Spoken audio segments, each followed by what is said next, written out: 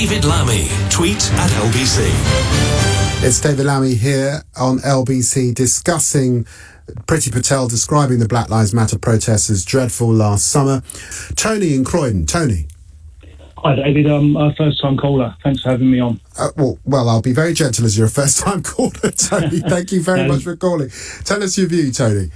I believe Priti Patel's correct to condemn the Black Lives Matter protest, because what one point is, with all the COVID that was going on at the time, and the Labour Party were condemning the government. I'm not a big fan of the government either, but the Labour Party were condemning the government for their handling of the coronavirus. We were, yeah. But at the same time, organising demonstrations during a lockdown. Obviously, Dawn Butler spoke out at the time. She said, if there's a second wave of coronavirus, don't you dare blame Black Lives Matter. Well, I personally do blame them partially.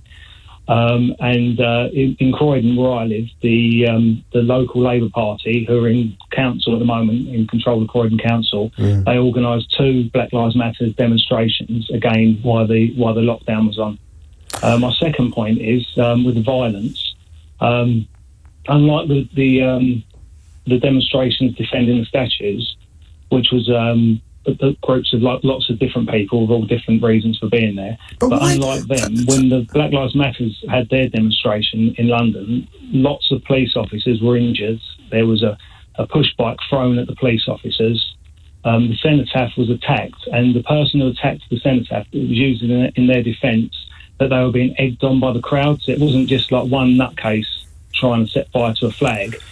That person was being egged on by a vast group of protesters. No one there tried to stop them, and the cenotaph was written on. Tony, can I see you? Let me just get a couple of things in. The first thing is to say that, of course, last summer, so we're talking about June it was, because George Floyd was murdered at the end of May, and the protests really started to pick up in June. It was the case that it wasn't just Black Lives Matter. I remember images of people flocking to British beaches.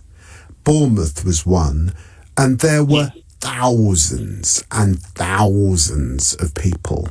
The truth is that if you were concerned about the spread of the infection, it wasn't just the protests that you might attach that to. There was a lot going on that summer. The second thing I'd say is that the vast majority of protesting was, as protesting is in this country, peaceful. I mean, it was ordinary little community events, community protesting. I mean, there was an event in Tottenham. It was peaceful. Now, I didn't go to Black Lives Matter protests because I took the view as Shadow Justice Secretary and as a parliamentarian, it was just not appropriate to do something that was patently against the rules at that time. But I urge people, if they were going, to socially distance, to wear their masks, to wear their gloves, to follow the rules. And by and large, I think people did that. From what I saw, because I work in central London, and I saw a lot of them at the cenotaph, and people were smoking drugs. There was a lot of people weren't socially distancing. To be fair, I don't think they could have if they wanted to, but people definitely weren't socially distancing. And also, when it comes to the violence as well, like your previous caller, I think his name's Stricko. I'm not sure if I'm pronouncing that right. Yes. He mentioned Patrick Hutchinson, and fair play and well done for rescuing the guy that he rescued. But from what you've said, and from what virtually all social commentators on the mainstream media have said, it's almost implied that the people had a right to try and murder him.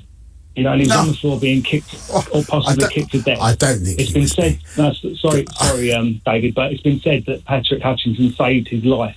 You know, and it's almost been taken for granted that they had a right to try and murder him.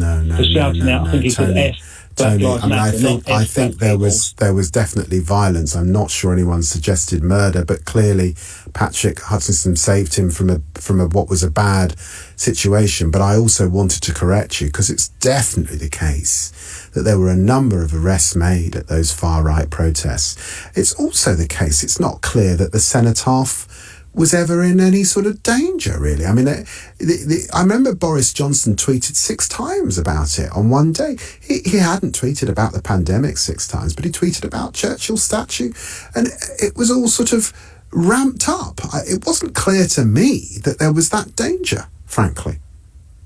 But the cenotaph had been attacked twice at the previous demo, hadn't it? It had been sprayed on. BLM was sprayed on it, and it took literally months to get that off. It was only just cleared just in time for Remembrance Sunday. Unacceptable. Tony, thank you very much for calling in. First time caller, please call in again.